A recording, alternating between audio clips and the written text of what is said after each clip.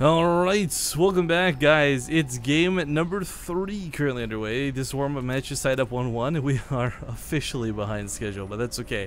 I went and contacted Koss to make sure he knew what was going on.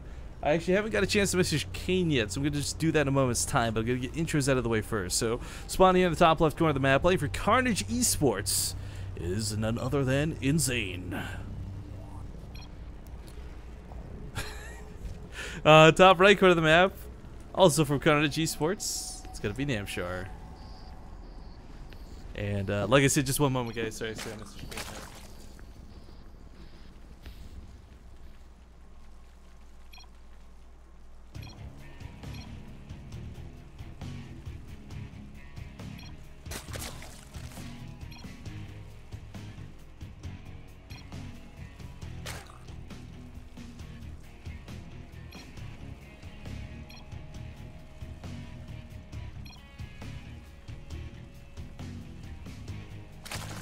Alright, so Kane now knows what's up to. Sorry guys, like I said, we're a little bit behind, but it's all good. Good StarCraft demands attention, I guess. I don't know. So I want to talk about a couple things here. First off, we got the wonderful show matches today, helped sponsored by Combination Chairs for Gaming, CM Storm. But let's not forget, big round of applause goes to Zealous Sam, who without his generous contribution would not have started, spurred, or inspired any of these matches today. We got a really actually kind of cute story about Kane versus Koss in a moment's time, but as you guys will see periodically linking here in chat, the bot is linking 2 different links for you guys. One is the Reddit thread.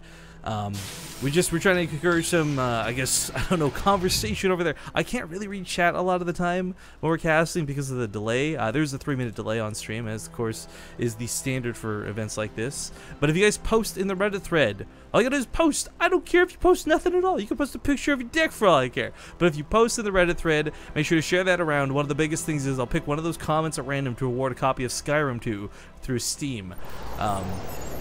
Secondly, and this issue is a little bit more close to my heart, so we'll talk about it a little bit more seriously. There's also a Run for the Cure link being linked. It's basically for breast cancer research. A friend of mine, she is doing one of those marathon runs. I can't do it. I contributed some dollar bills to it. I'm glad to see a couple other people have at this point as well. If you guys have got any money to spare, I'm not telling you to spend it if you don't got it, but I just want to raise awareness that if you want a good way to contribute, this is an excellent way to do so. Apparently $200 have been raised, with $175 is the goal. We've already blown that away, so don't feel guilty if you got no money to put into it, but if you do, it'd be greatly appreciated. Breast cancer affects my mom, and I'm kind of scared one day it'll probably affect me too, but that's something I'll worry about when the time comes. So if you guys want to be generous, do some charity, that's a good way to do it. Anyways, focusing on the game and all this serious BS behind us, the Reaper comes in, snipes up a lane. Not a bad start, considering Inzane's been getting no damage done with Reapers in the past, but it's worth noting that the one game he didn't go for the Reaper was the one game he won, I'm just saying. Anyways, now the Reaper gets a couple good trades here. Does keep it alive, which is nice, so he'll have that scouting for a little bit later. I like the double marine follow-up. In fact, it's going to be like quadruple marine follow-up. There's some very scary pushes you can do with this. Now, first off, he's probably just going to make the Hellions, and of course, your push, pressure, kill cubers, whatnot.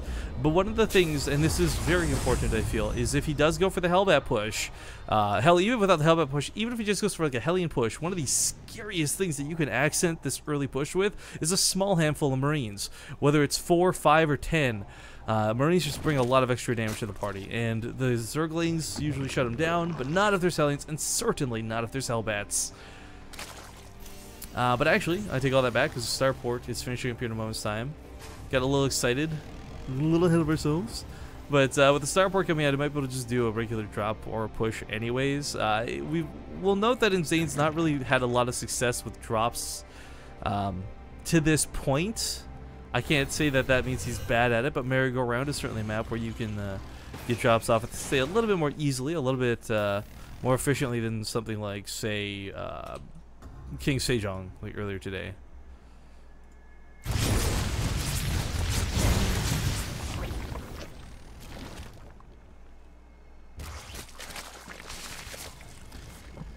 Meanwhile, Namshar, we get the Baneling Nest coming out. Not quite available just yet, but he's not going to need Baneling Nest just yet. Speedling should be able to cover most of what's on the game.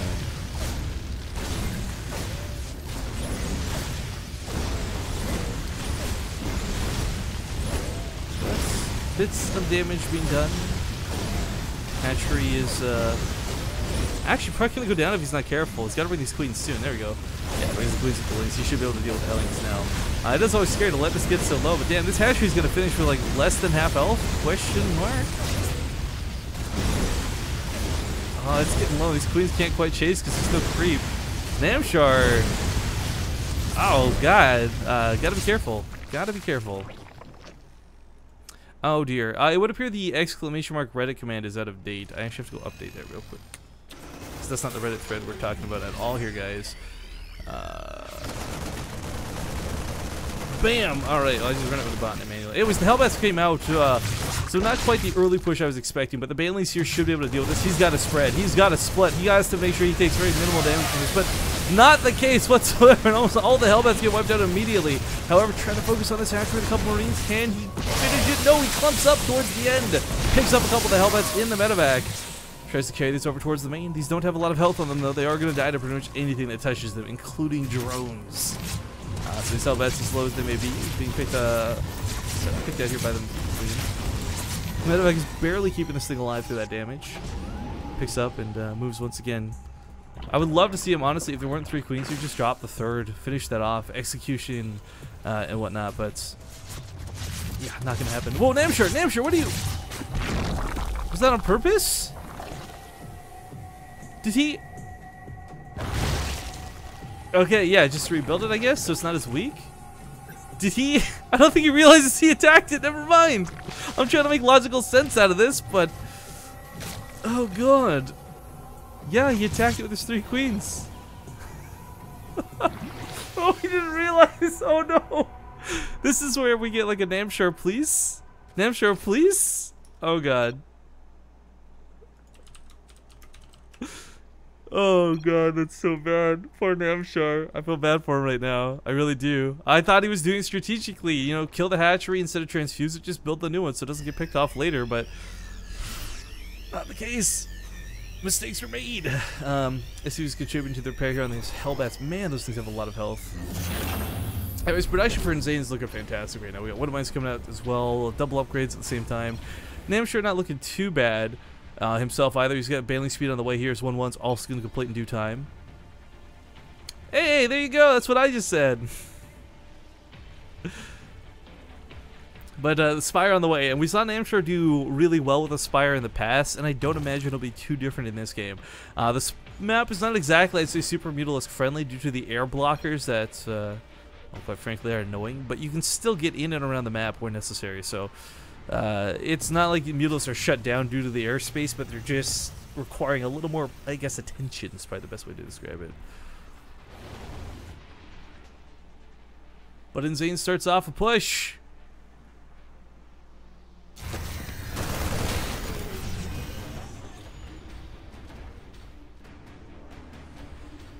Hellbats. Sadly, can feel a lot of those Baneleys right in the face. You know, it really sucks because we've seen Inzane get some 6 splits through his Marines, but his Hellbat control is like awkward.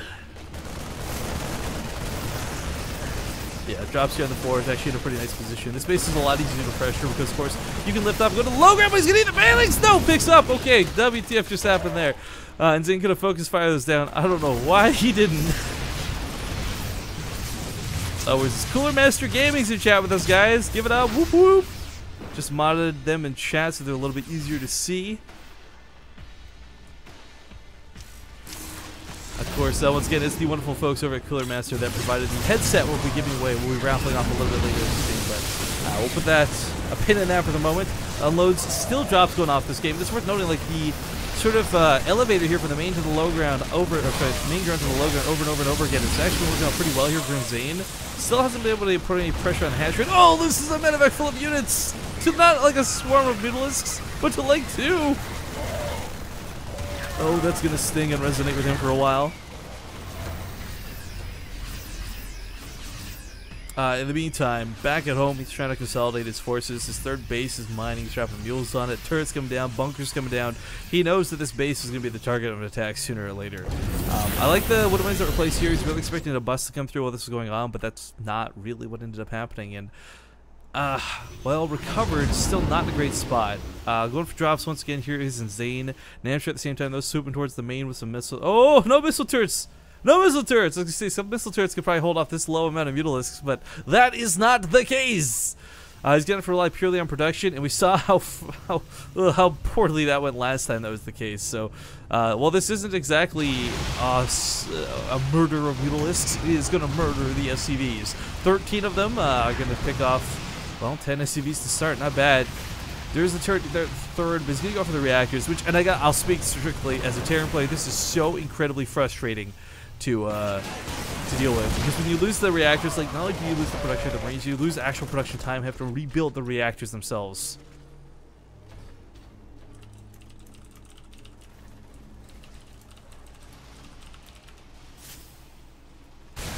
Sorry, just had to respond to chat, guys. So a small thing, like, while I appreciate the support, and I would love to be sitting here like screaming, "I'm for the Reddit thread! I'm for the Reddit thread!" You literally can't do that. It's against Reddit code of conduct and all that. We've been very frustratingly working against ever doing that over the last like year. So, while I can't encourage it, I thank you for your sentiment, though. It is greatly appreciated. But yeah, check out that Reddit thread again for those giveaways. I don't really care if it gets upvoted or not. We're just gonna pick a random commenter to a word stift to you. Anyways, the Mutalisks count, still no Thors to deal with, but instead investing in Blue Flame Hellbats. A very interesting choice. Hellbats in general, good at soaking the Banelings. Hellbats in general, great at dealing with Zerglings. But they don't shoot up is the problem. Widow Mines, Thors, they're both things that can help deal with the Mutalisks, but we'll see if this ground push is gonna be enough. I really don't think it is, but Inzane gonna be very unimpressed with something. Pre-splitting his Marines as he comes towards the Watchtower. Doesn't quite know what he's going to be up against, but he knows that he doesn't want to fight on creeps. So perhaps scanning and slow pushing might be his best course of action.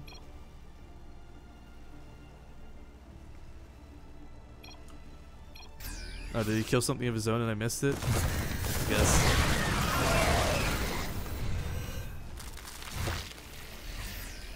Well, ducking back. Inzane gonna fall back to his third once again. There's nothing in the bunker, though. Why have this bunker? Sniffs off one of the mutas, I guess. A muta for a bunker, not a horrible trade, but loses the Marauder for free, so not worth it in the end.